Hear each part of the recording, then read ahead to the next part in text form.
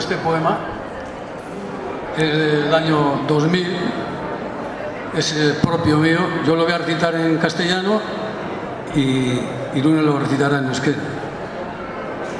Y dice así: el amanecer, en la orilla de la playa, despertó mi sentimiento.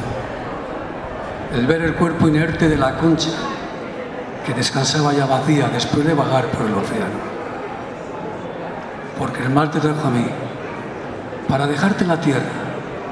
Llegaste con una ola envuelta entre el susurro de su espuma. Y a mí, que la corriente del río me acueste en el mar. La misma ola me hablara de tu encuentro.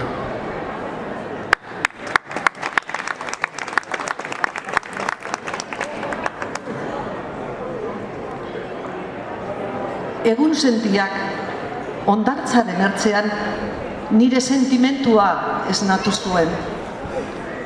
Maskorraren gorputz bizigabea ikusteak atzeden hartzu zuela utzi jada.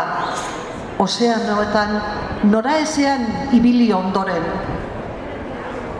Itsasoak nigana ekarri zintuen zu ni lurrean usteko. Olatuan, bizitzaren marmarrean bilduta etorri zinen. Eta ni, errekaren korrentean itsasoak oheratu nazala. Eta olatu berak zure topaketaz hitz egingo dit.